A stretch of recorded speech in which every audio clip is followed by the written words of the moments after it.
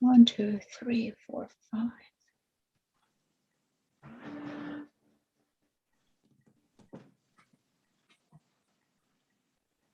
It looks like we have 5 on this committee with 4 vacancies, if I'm not mistaken, and we have 4 out of the 5. Yeah. So you do have a quorum to be able to start your meeting if you'd like to call it to order at this. Okay, all right. Let me get the right paper here. All right, it is 4:04 p.m. I'd like to call the meeting to order.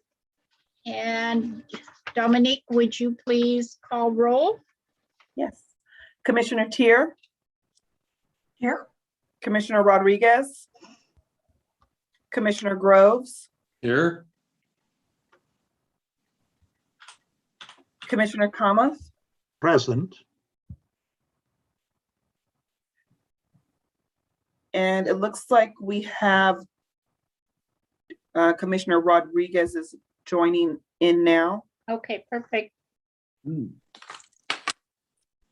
Commissioner Rodriguez,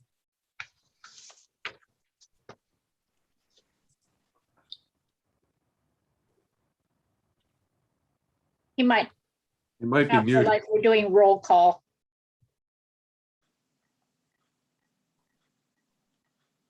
He's also muted. Hello, Oh, wait. hello, everyone. Sorry. thank you so much. We're just Thank doing you. roll. And Chair Oh. Anderson, Here, you do have a quorum. thank you very much. Item number 2 on the agenda is public comment. Have we received anything in writing? There have been no public comments received in advance of this meeting. We do have a member of the public on the line. If you wish to make public comment, please use the raise your hand feature or dial *9 if you're calling in from a phone. Chair, no members of the public have indicated they wish to make comment at this time. Thank you. Chair Anderson, I'd like to just make a revision to the agenda. There was an item that was missed. I want to make that request. If you'd like, I'd like to propose a motion. But that is with regard to the 3rd item in the 3 items I had requested. We had gone through the COVID-19 help from the IIED. We had gone through the Monterey Bay Ecotourism region, but we had still got the music center piece. So I'd like to make sure that that's on the agenda if we have time at the end. It's in the That- minutes, yeah. item number 3, yes. Okay. And that one was moved from the last meeting, if I'm Correct. yeah, okay. So we will,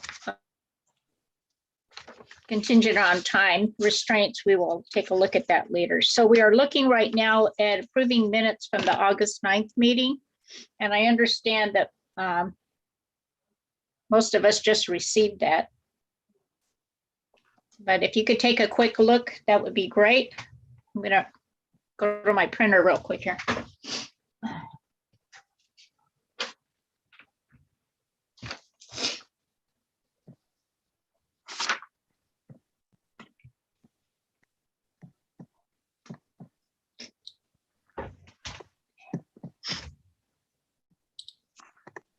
And once you have reviewed that, if I could entertain a motion to approve the minutes. So moved. Thank you.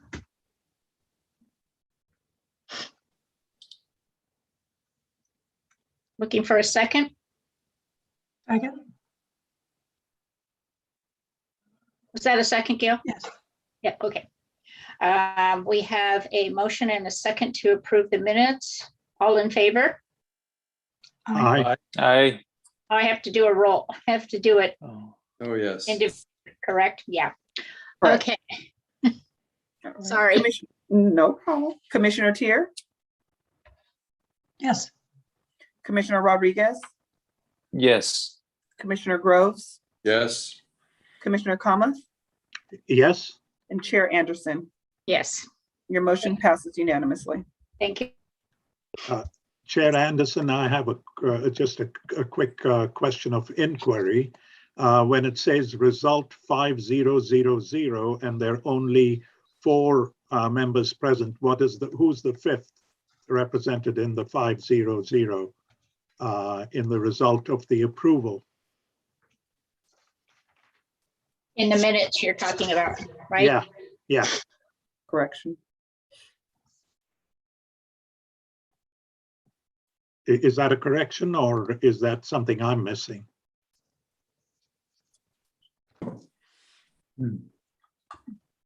Chair Anderson, Yes, that would be a correction to the minutes to reflect 4002. 4002, okay. Do you need a motion to amend the minutes? Yes, I guess that's the. Yeah, correct we way to would do it. have to do another motion to accept the minutes with the revision to correct that, that notation under approval of minutes. So, So moved. Second, thank you. And a second? yes, All right. Can we call for another roll vote, please? Commissioner Tier, yes, Commissioner Rodriguez, Yes. Commissioner Groves, Yes. Commissioner Kamath, Yes. and Chair Anderson. Yes, Your motion with corrections passes unanimously. thank you. Good catch. Thank you so much for that. Number 4, we were going to move on to our business items. Today we have recommend potential items for the September 17th business newsletter. Recommendation is the commissioners are invited to recommend topics or provide copy for the upcoming newsletter. Should this be done by email? Is that a better way to do it, Chair? Yes. All Trevin, right. you want to speak to that? Of course, this is a standing item that has been on the agenda for each meeting, and I'm happy to, the purpose of it is to provide a forum and a formal place for the commission to inform me or request the city to place items onto the newsletter. And if the commission would so desire to remove this from the agenda on an ongoing basis and simply have items emailed to me in the future, I'd be more than happy to do that.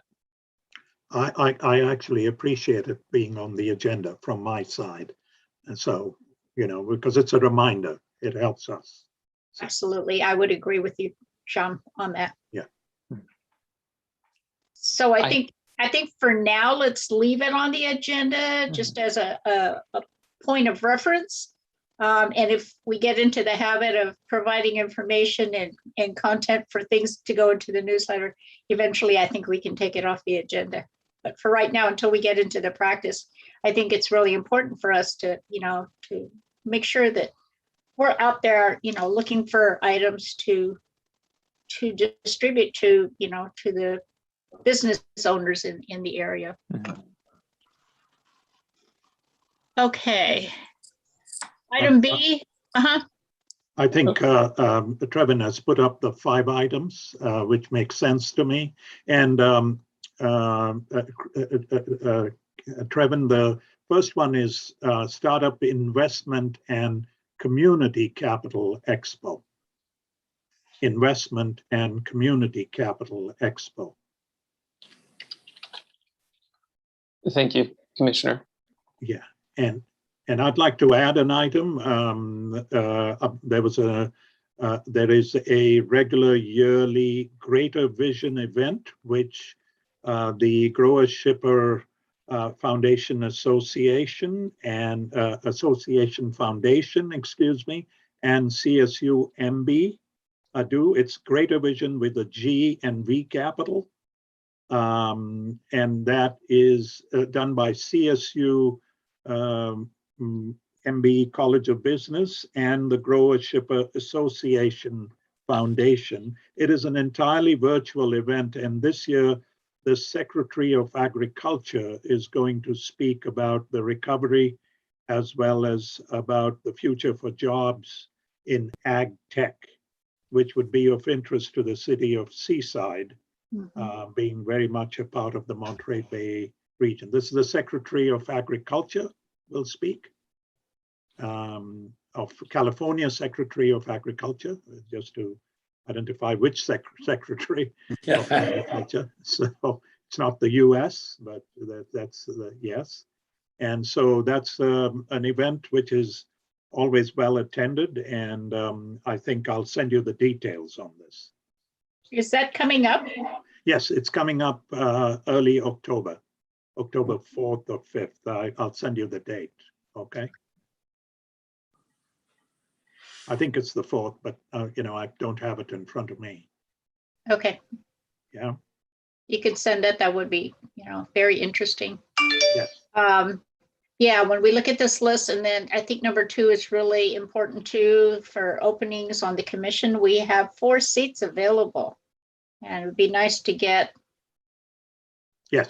a larger group to take on some of these tasks, and also to, you know, for additional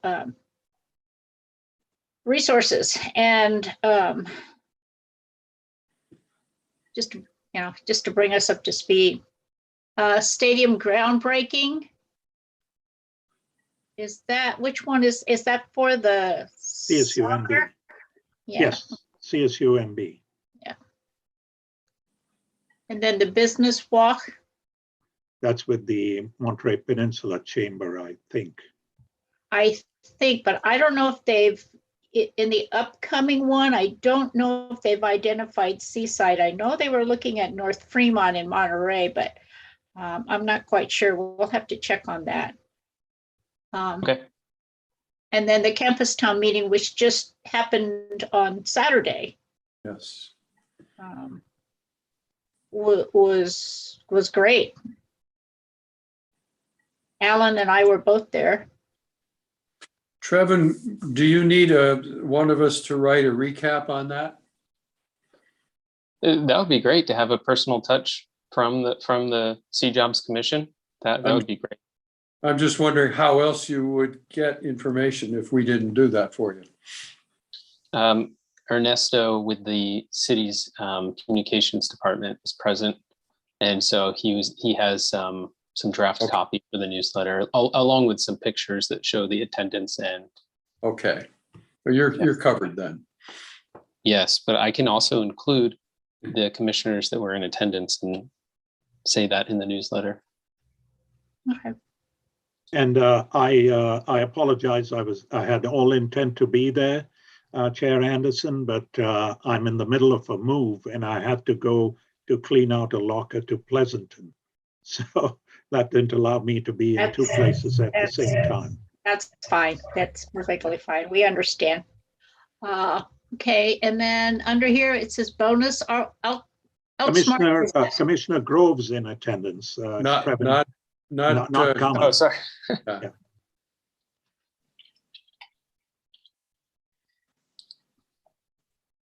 Thank you. And then this outsmart disaster. Yes, Chair. The Outsmart disaster is a bonus. It doesn't necessarily have to go in this newsletter. It is fire season in October. California has been in fire season all year, so it's not necessarily a season anymore. But typically, October is the time that these type of communications would go out. And this is a free service that was sponsored by the California Association of Local Economic Developers and Small Business Development Administration. And it's a free tool that businesses can use to develop their emergency plan. So it's a series of questions that they can go through on the website, and it helps them understand if they're ready for a fire or an earthquake or a flood.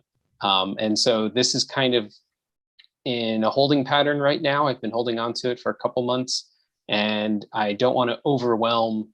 If we have a newsletter that has a great number of content, I don't want to necessarily overwhelm people. So it's just waiting for the right opportunity to go into a newsletter. But if this is, I put this on here because if it's a priority for the commission, if they believe that this needs to go out for October, then I can elevate it and make sure it gets in the newsletter.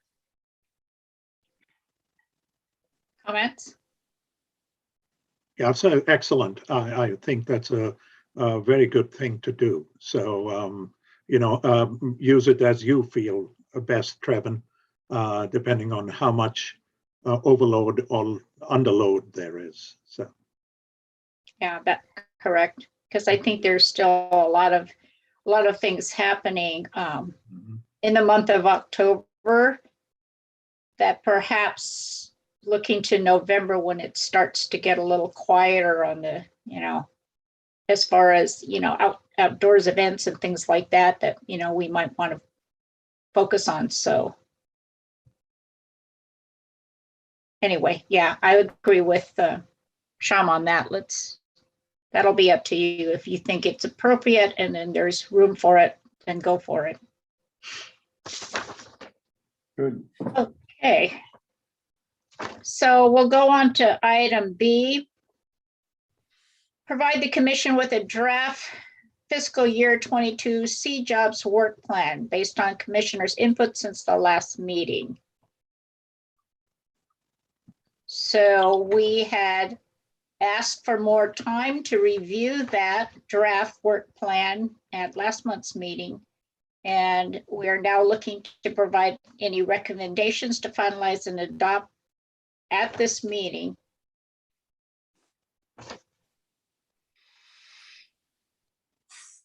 There any comments or suggestions or things that don't look right? I had provided a number of comments. I hope they are in the line of what you would like to see happen in this plan, commissioners. There's a lot of material in your comments, Shem. Yes. Yes. I found it very helpful to have them. I was imagining there might be some conversation about it as well. Yes. Where are his comments? I'm not seeing that. I have provided it to Trevin and Dominique. It's possible Dominique didn't root them out to everyone. Yeah, I'm not seeing that. I didn't get it either. I'm happy to share my screen if you'd like me to run through them. So at the last commission meeting, sorry to interject, at the last commission meeting, we discussed how we could collaborate and share edits in between commission meetings. And because of Brown Act regulations, we could not proceed with the Google document proposal. And so one of the reasons was because we couldn't have daisy chain communications, or we couldn't have a situation where commissioners were able to talk to each other through the notes about making policy. So what we did was I received email comments directly from commissioners and then combined them into a PDF and then attached that to the agenda. So the items that you see in red on the agenda in the C-Jobs work plan draft number 2 are the combined edits of the various comments from commissioners. Thank Yeah, you. I'm not seeing that either. Yeah, I see them. Thank you. This is a lot of content for us to see for the first time today and act on today. In the time that we have. Can we imagine a better way to proceed with this than trying to act on it today?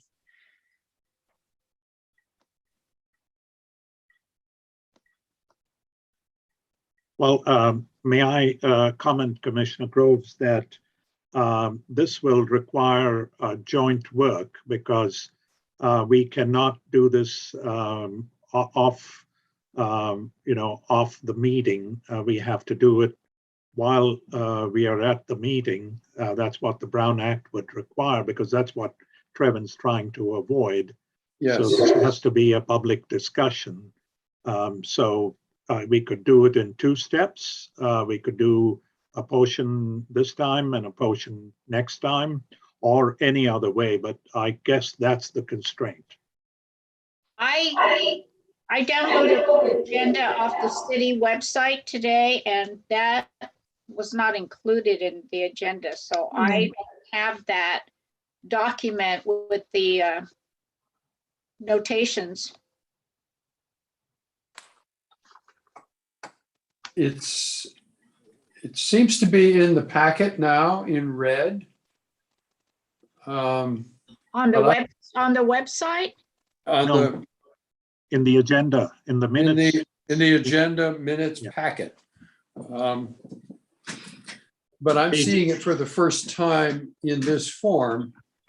And I'm realizing we haven't all seen it at all until now. Yes.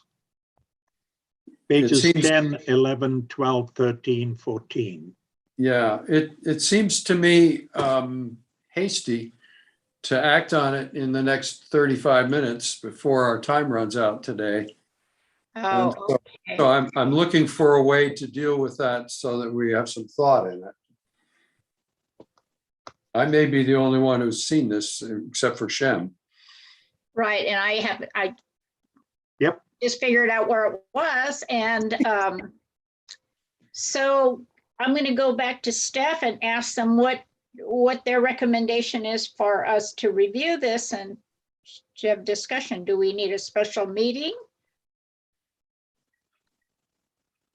Thank you, Chair. Happy to answer that for the commission. It's very common for commissions and councils to use a 2-step process in developing a work plan. So far, the commission has taken it upon themselves to develop the work plan. It's not uncommon to have a special study session or what's sometimes called a retreat, where the commission is able to meet in person with a third-party consultant, a non-invested person, someone in the community that they trust to facilitate and lead discussion and have an unbiased opinion. And so that's a very common process also. That also happens in a 2-step process where you have a meeting with the consultant and the commission, and then you come back at a later date to review their collaborative document that they created after listening to the commission, and then adopt it at that time. And I've seen it where it also happens in a three meeting process, where it's discussed in the beginning, then the second meeting you review the results. People still maybe don't feel completely like it's a finished product yet, so then they come back at the third meeting. It's completely at the discretion of the commission how they would like to handle it. Do we have a timeline requirement that set us up for voting on this today? Commissioner, there's no timeline that I know about that's set in stone. It's preferred by the city council that they've requested that there is a work plan on file for each council, but we don't have to act on it today. Exactly. My view is that what you propose, Trevin, is exactly what we should do. It'll give the commissioners enough time to review and think through and perhaps add, communicating with you their points of view so that we can meet with the external, non-invested party to work through and then come back to have a final work plan. So we're looking to schedule that. And I have a question as well to Trevin. Outside consent, who determines who that is, or who? Yeah. In my experience, there's typically several business consultants that are familiar with the area. There's also typically leadership groups, chamber groups that know of an individual that can lead and facilitate discussion. If any of the commissioners know of an individual that's typically facilitates these type of events for corporate groups, I'd be happy to accept that recommendation. We would be looking at a potential purchasing situation where we'd be hiring a consultant. In that case, I'd need to review the commission's budget and decide if we have a budget for that, or if the city council commissions boards has a generic budget for strategic planning in which we might be able to request. And I can certainly return to commission with whether or not we have a budget that can do that, or if we'd be requesting from the city council a budget to do strategic planning. So, Trevin, could I ask a question? If the consultant is willing to do this gratis, does that work? Absolutely. So I have two suggestions. One is Professor Pat Tinsley McGill.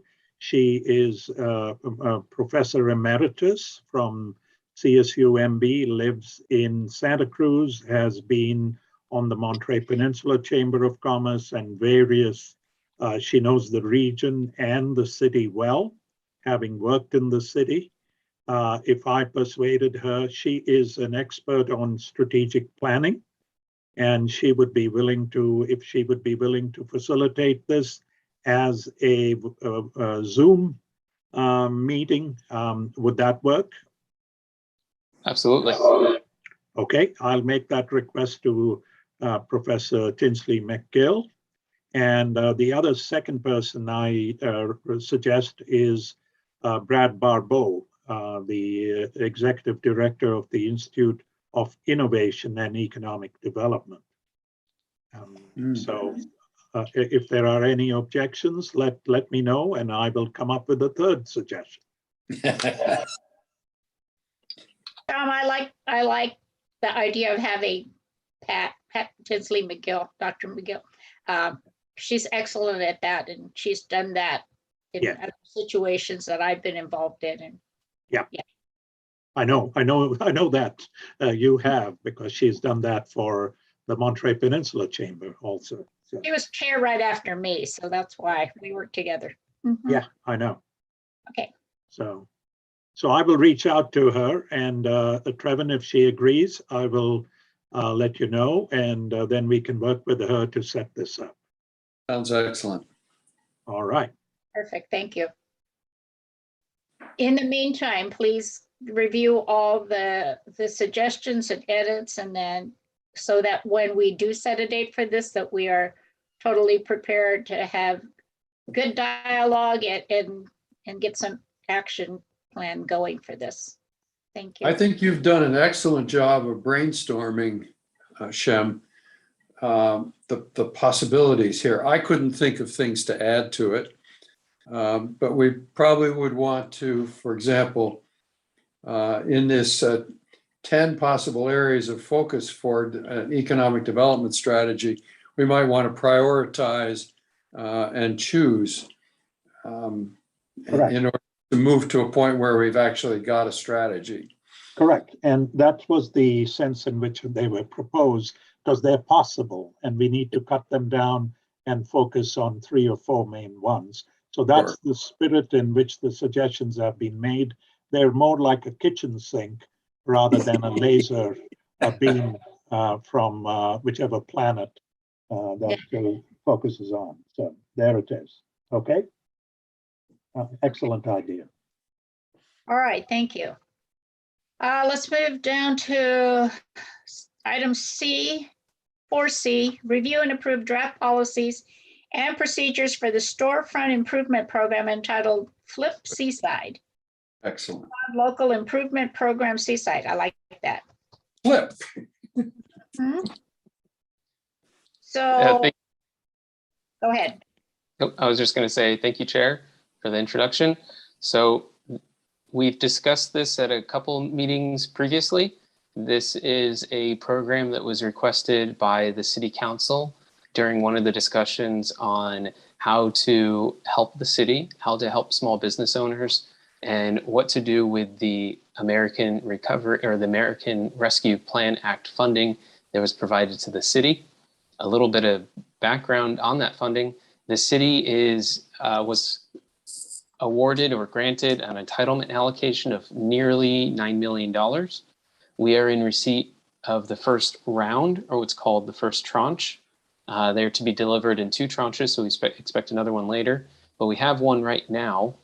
And a lot of that money in the first tranche was designated and approved by council to be designated for revenue recovery.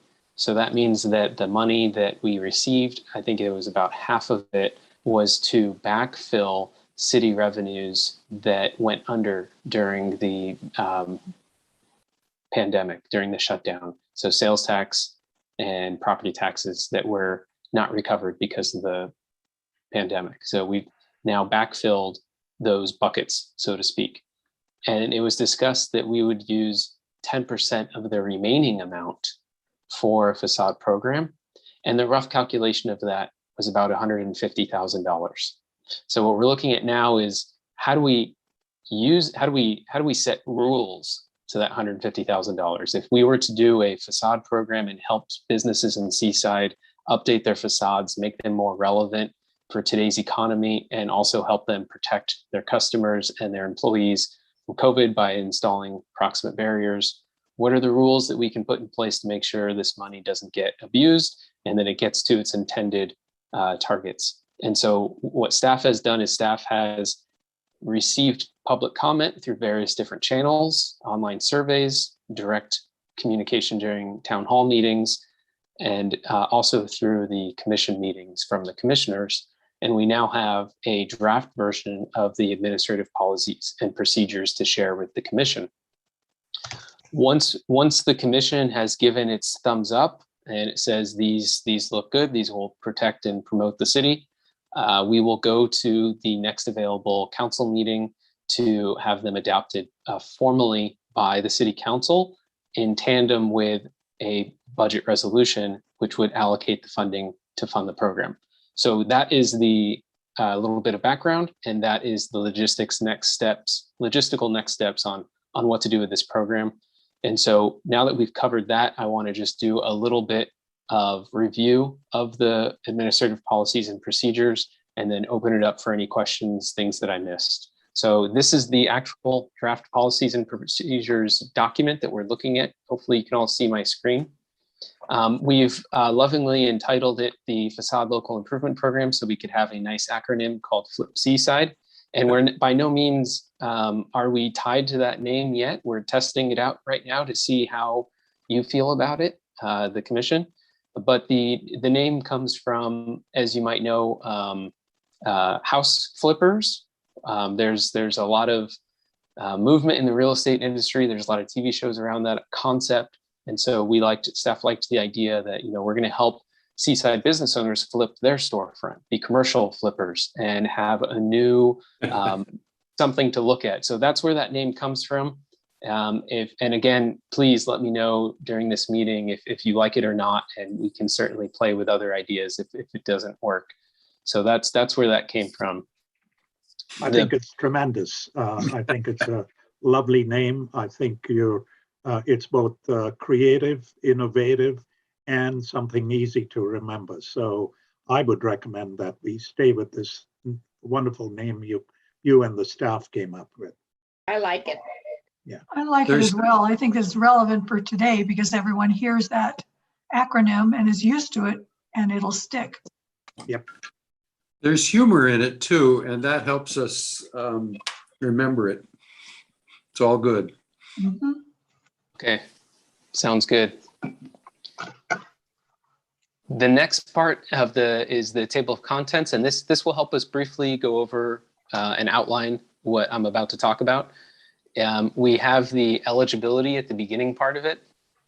We have the application procedures, and then we have the grant terms and the post-award procedures. And I'm going to go over these just summarily right now because we have it in an outlined form, and it's very easy for me to kind of point out what it is without getting into the details. But the eligibility is fairly simple. It's going to be properties. It's going to be commercial properties. So we're not going to be funding residential properties. If it's a mixed use property, that's fine, as long as the commercial is on the bottom. There's no percentages of how much of the property is commercial versus residential, but the improvements can only go towards the commercial component. They can't go towards the residential component. Unless it's a shared asset situation. So if there's a shared roof and they happen to be redoing the roof or the patio and it's connected, that's unavoidable. So of course they can improve that if it has to do with improving a commercial business. But if they're separate, for instance, they can't do the windows on the residential portion of the mixed use building, if that makes sense. Eligible applicants, they would be a small business owner. So it would not be a nonprofit, it would not be a religious institution, it would not be a school, and it would not be a hospital. It would have to be a small business as defined by the SBA. Ineligible business would be just, you know, the opposite of what I just said. Could Eligible.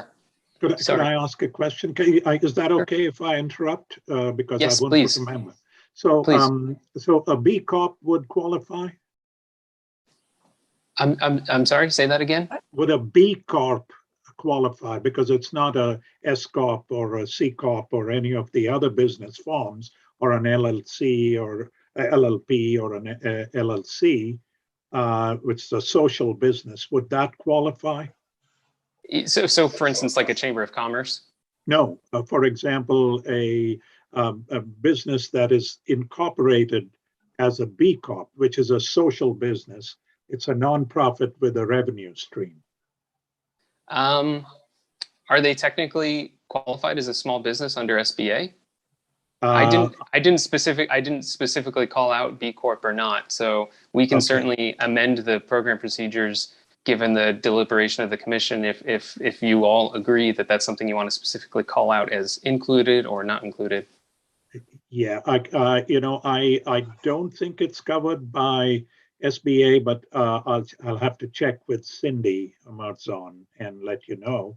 But you could check, and if it isn't, it's completely fundable because they're the people who really, attract different kinds of community capital into the community. For example, artists.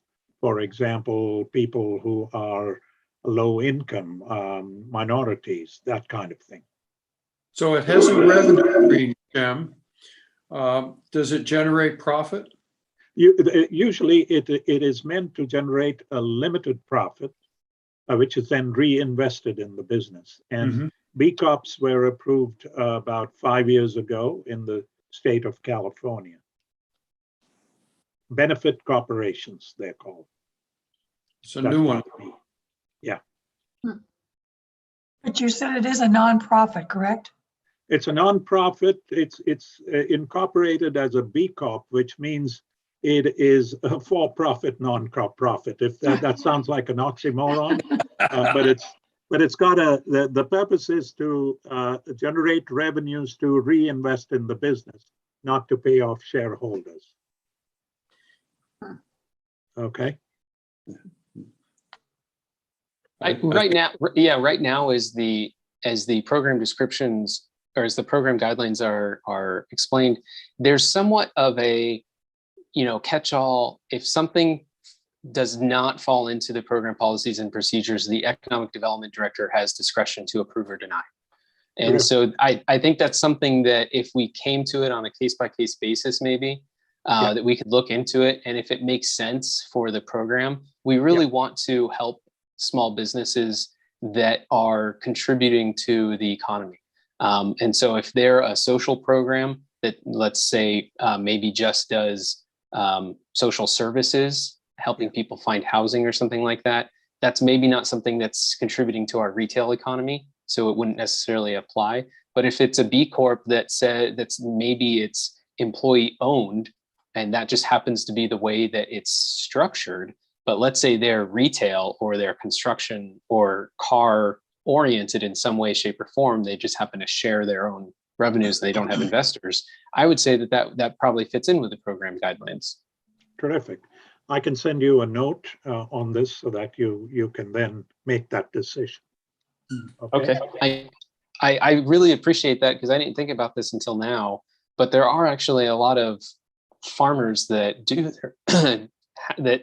have their own markets that sometimes are constructed more of a employee co-op. And so Correct. maybe this is something that falls into that. Correct. So I'm working with Rancho Cielo to see whether they should become a B Corp, even though they serve former gang members to become chefs and construction people. Sure. We're trying to generate revenue by the Culinary Academy creating a program to sell salsa and a rub, and so that can fund some of the activities of the Culinary Institute, and then it'll be a B Corp. So it really serves the community very positively and generates revenue, and will be probably have a retail storefront at some time. Yeah. So Truman, on that catch-all, kind of category that you talk about that, can be overridden by the economic development director, would that be something along the lines of, let's say a city block, everybody is participating in this facade program and everybody's upgrading and doing all kinds of things, and yet there's one kind of smack dab in the middle of that block that doesn't really fit because of, say like the B Corp or whatever. Would that be something that we could go back to and relook at so that that particular business doesn't stick out like an eyesore? Because I think that would be detrimental to their business as well. Absolutely. Absolutely. If they're, in your example, if there's a business that seemingly does not fit into the program guidelines, but there's a situational component where, hey, it actually makes a lot more sense if we say yes to this building instead of no because of the surrounding circumstances, then yes, we can either open the books and change the policy, or we can just do an administrative approval. Okay. I like the way you think, Joy. I can think of a couple of cases like that on Fremont, so it's good. We have such a mix, of different things. So, all right, go ahead. I'm sorry. Great questions. Thank you. Please feel free to interrupt at any time. Continuing on, we have eligible activities and ineligible activities. So right now, the activities are just as has been discussed in the past: doors, windows, facade, anything that basically can be seen from the public right of way. That's what we want people and businesses to have access to funds to update and improve. We also, anything that is part of the structural part of the facade. So you may not be able to see it, but let's say someone's updating their facade. They want to change the construction material that is supporting their facade in order to support the new facade. That's eligible too. So it's all part of what is creating a vibrant storefront is going to be able to be included. We've also included COVID barriers. So for instance, if there's a business that has a makeshift takeout window, a lot of restaurants had to rearrange the inside of their business and then create new windows to do takeout and pickup service. So if there's a way that a business wants to redo how they did that, because maybe they did it on the fly just to survive, if there's a way that they want to redo that to formalize it, to make it so it's more aesthetically pleasing, that there's better structural support to those windows, or there's a better flow for the customers to protect them and help them stay 6 feet apart, we can approve those improvements as well. And if there's not as much visibility from the right of way, that's okay if it's a COVID-related improvement that's maybe a side window that's near the front of the building. So we don't go too much to describe the exceptions on the COVID-related items, but they are in there in the eligible activities that if they're trying to do something for COVID, that's why we have this money in the first place, was it's a recovery program. So we want to make sure that COVID-related items are at the forefront of people being able to use this funding. So those are the eligible activities. And ineligible activities are ineligible is primarily things we wanted to call out of, please don't use the funding for non-fixtures. So anything that can be moved after the fact. So if you install, if you buy some furniture, like a table or chairs, that's not a fixture. So let's say you're installing this new outdoor dining area and you're installing tables and furnitures that are not going to be bolted down. We'd prefer that we not use the program to fund those types of assets because they can always be removed later. And that doesn't protect the money towards going towards the storefront because it could theoretically be used for something else. So that was the primary gist for the ineligible activities. And then the application procedures are pretty simple. We're going to use our city's marketing CRM, which we use HubSpot, to do the application intake. And what that will do is actually connect the businesses to our marketing platform. So instead of doing a Google Doc or a paper application, or even an application just on our website digitally, we're actually going to use our marketing CRM, HubSpot, to have a digital application. And then once we have that digital application, the secondary benefit is we also now have you as a contact in our customer relationship management tool. So we can track how else you interact with us as a city, and we can track them in the future and help see if they're going to be a successful business and keep tabs on them. Could I ask 2 questions here? Yes, please. Number one, is this bilingual, the application? Yes, we'll have English and Spanish, and we can try and find other languages if someone in the community or commission or council requests them. Okay, tremendous. And second is the process. I've used HubSpot. It's tremendous CRM. However, for those businesses, especially I think about minority businesses that might not be using or be using either the internet or social media. Is there a physical process for them?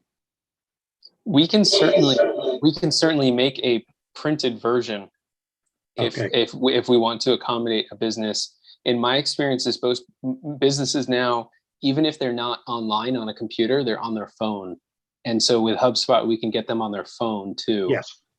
So it'll be a part of our outreach efforts to make sure that we're doing everything to get everyone where they are. So certainly if there's a business that is for whatever reason not digital, we can print out the application form for them and help them fill it out.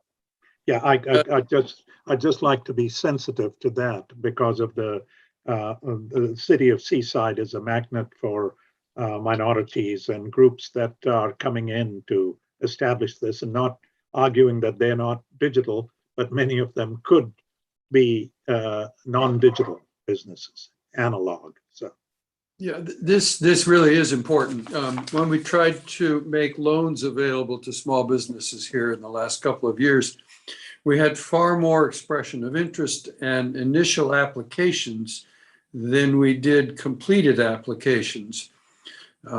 This may have been because of facility with financial reporting. It may have been because of exactly the issue of online familiarity with the process.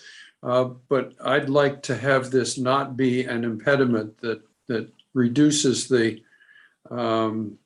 applicants as dramatically as we did the last time. That makes sense. Okay. The application will be pretty straightforward. It'll ask them what their improvements are going to be, what their anticipated budget is going to be, and what their timeline is going to be. And then it asks them just for their contact information. And that's essentially the application. It'll be hopefully pretty streamlined. It will also ask them for their W-9 because when it comes to reimbursement, we need to have that on file. they submit the application digitally, or if they need help in person with myself, I'll review it. And the program policies and procedures have in it a committee with the community development director in addition. So I'll have some advisors if I need a second opinion on some of the applications, and we can make sure that they're following any of the specific plan, general plan, or building codes that they need to be following. Yeah. And then there's a application review procedure, evaluation. So, and I'll jump to those in the policy right now. So in the evaluation criteria, there's a few things that stood out when we were working with the community and working with the commission on what's important to the plan. So if there's any, there's going to be offered on a first come, first served basis. And if it comes down to where, oh, you know, so many businesses applied and it filled up within the first 2 weeks, we will have to sort through and pick winners and losers, unfortunately.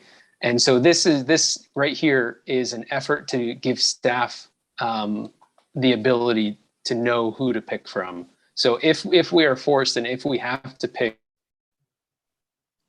this criteria will help us. And it's based on, is it a small business? Is it strategically located? So if it's closer to the gateways on in our town, which are near the freeway exits, those are the primary. Is it tax base expansion, or is it part of a specific plan?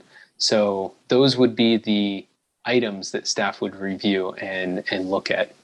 In terms of the grant itself. Could I quickly make Please. a comment? Sorry to stop you, but Please. The third criterion would limit B Corps. So we want to make sure, you know, even though these are not all required, we want to make sure that B Corps, they have social base expansion, not tax base expansion. Okay.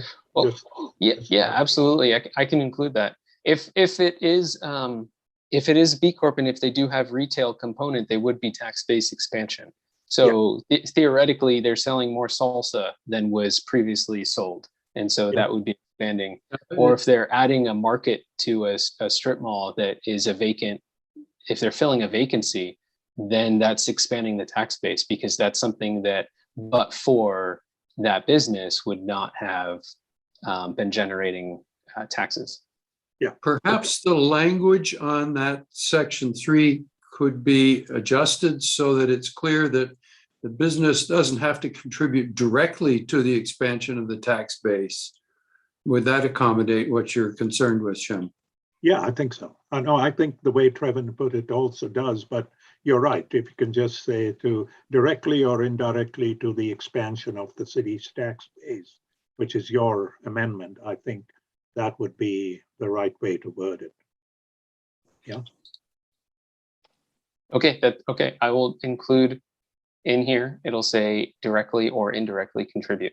Yeah. Okay, the grant terms is going to be 75%, up to 75% reimbursement on $10,000. So if someone has an improvement that costs $10,000, they could apply for $7,500 back.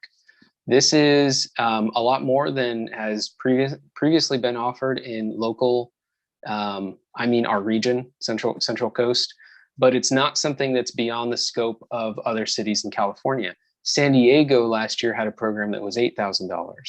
So it's not something that's completely out of line with the economy. I think it's actually, we're pretty on target with what things cost these days and how much money our small businesses have to affect these improvements.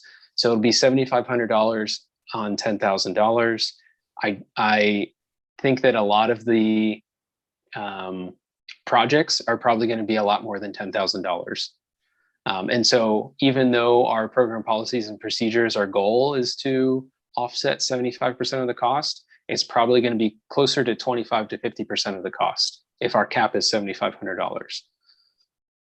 We With also, that, you get to support 20 businesses, and that's reasonable, it seems to me. Yes, and we have. I did a analysis on what buildings we had, and I was trying to get more, and so that's attached to the agenda. So please feel free to review that. It's a little bit too broad. There's buildings in there that wouldn't necessarily qualify. And so we have 300 or so buildings listed. Again, not all of them qualify. So if we have almost 300 buildings, then 15 buildings would be about 5%, correct?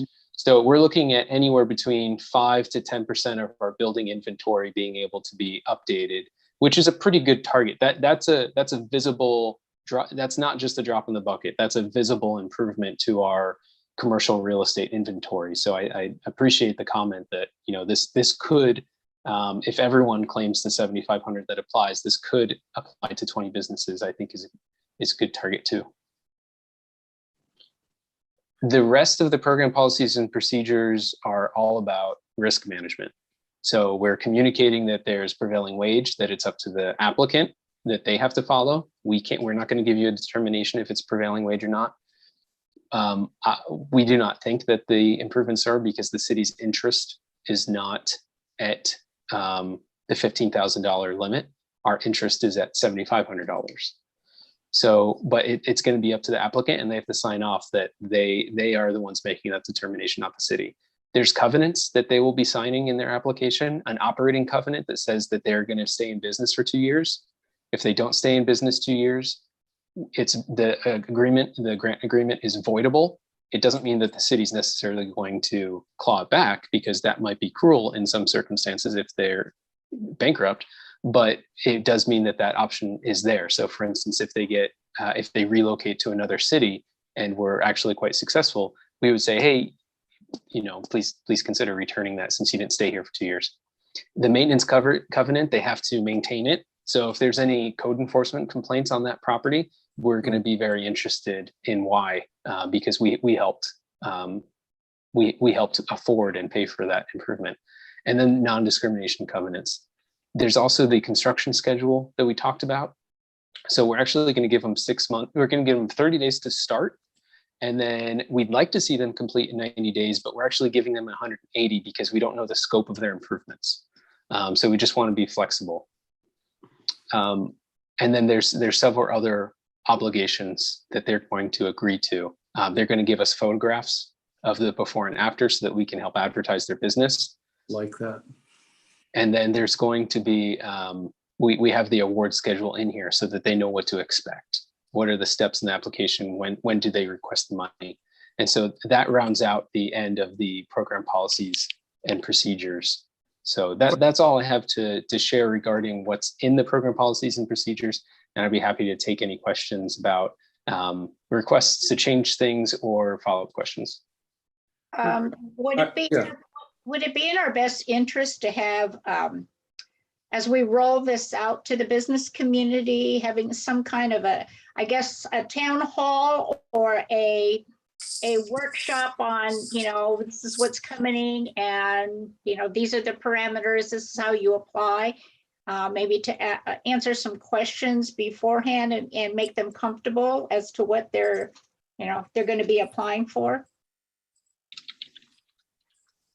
That's excellent. Because a lot of them, are not going to quite understand, especially some of the really small businesses. And some of the really small businesses may only need, paint on the outside and maybe some windows or a door. It might not be a huge project. And so we want to make sure that everybody has that opportunity to apply. They might not think that, they're entitled or they're not big enough. So Joy, you're proposing workshop. Yeah, something to, to introduce it, to kind of roll it out and let people know, what we're offering. Yep.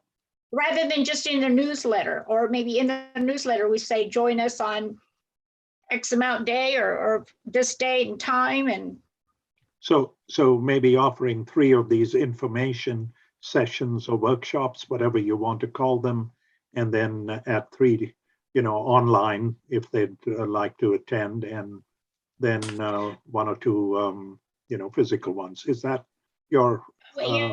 you know, and it doesn't need to be 3. It could be, you know, 1 or maybe 2, just in case somebody missed the first one and, you know, their business associates, you know, say, oh, I missed it. So another opportunity.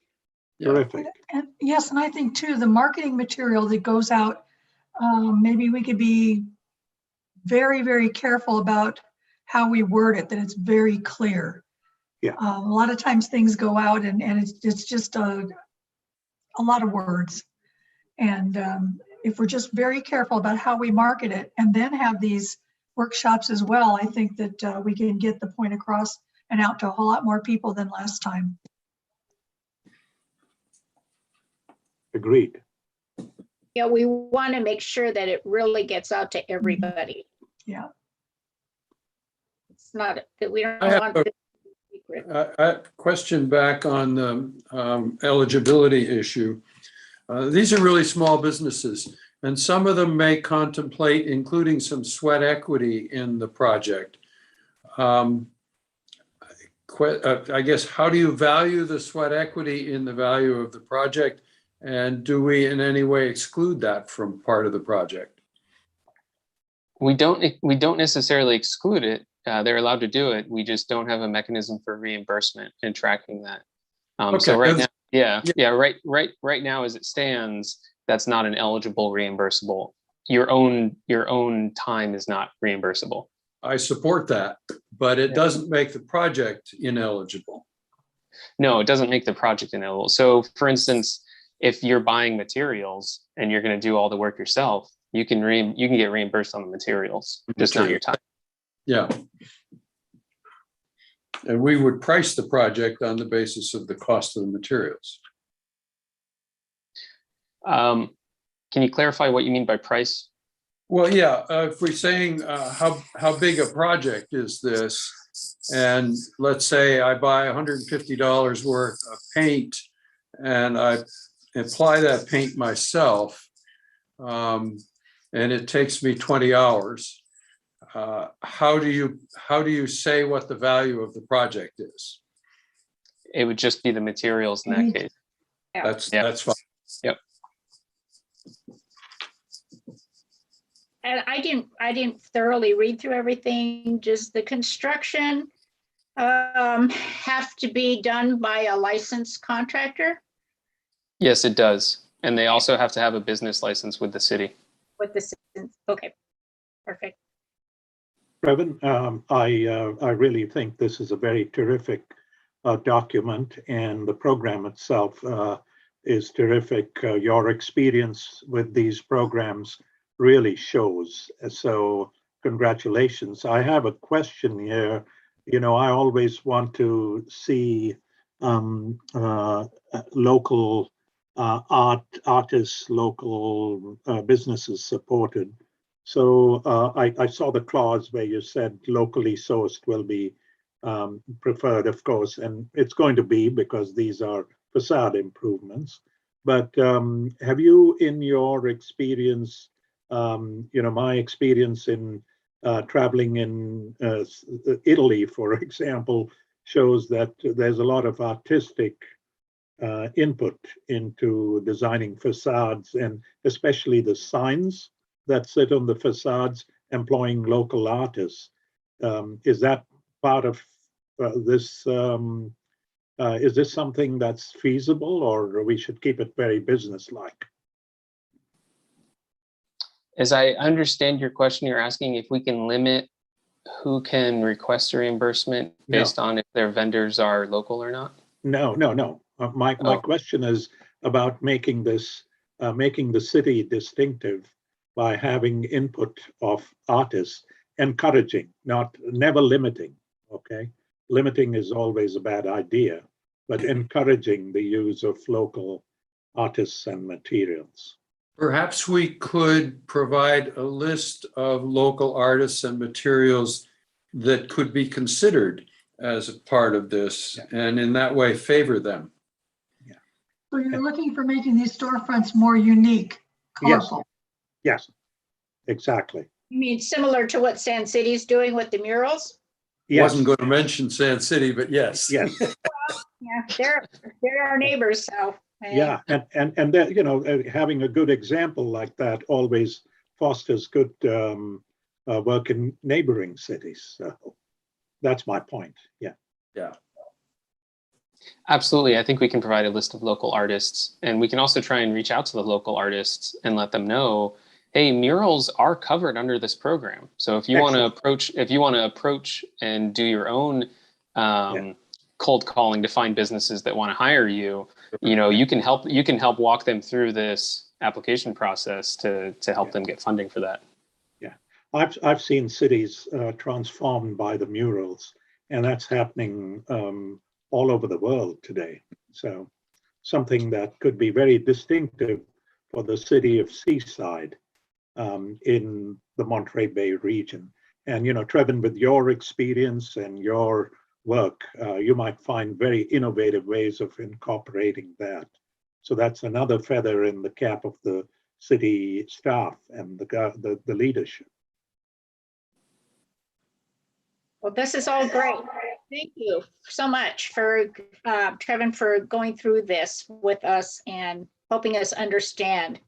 We will also take a hard look at that, and if there are any other suggestions, please forward those over to Trevin. Chair, at this time, does the commission feel that they can approve this program in this form to recommend it to council? May I make a motion to approve this program? I think it's a terrific program, and thank you for defining it so well and so comprehensively. So I'd like to propose that the Flip Seaside program be approved. I'd be honored to recommend a second for that. Thank you. That's wonderful. Can we get a roll call vote, please? Commissioner Tier, Yes. Commissioner Rodriguez, Yes. Commissioner Groves, Yes. Commissioner Kalmuth, Yes? and Chair Anderson. Yes, Your absolutely. motion passes unanimously. Yay. That's wonderful. This is exciting, folks. Very exciting. We've done something this time. Every time, Alan. Every Just getting started. We do things, we might be a little slow sometimes, but we're thorough. So, you know, that's not a bad thing. No, we've done something very good this time. I'm delighted. All right. We'll hold Trevin squarely responsible. He's left us. Let's see, what time is it? We're at 5:11. Shama, it looks like we're going to have to push your item to the next agenda again. No problem at all. I think it'll be exciting to bring the concept, because this is an investment that I think the city of Seaside should attract. It could be between 10 million and 50 million. And Okay. so I think I hang that out so that we should put it on the agenda at some point. Yes. So Okay. we will go ahead and push that on to the October meeting, which is the Monterey Bay Jazz, Blues, and American Music Technology Center and Jobs Creation. So we will have that on for discussion at our next meeting. If there is nothing else, I will call for an adjournment. So move. I'll second to your adjournment motion, Alan. All right. Thank you so much. The meeting is adjourned 5:12 p.m. Thank you. Thank you, everyone. Okay, bye, everybody.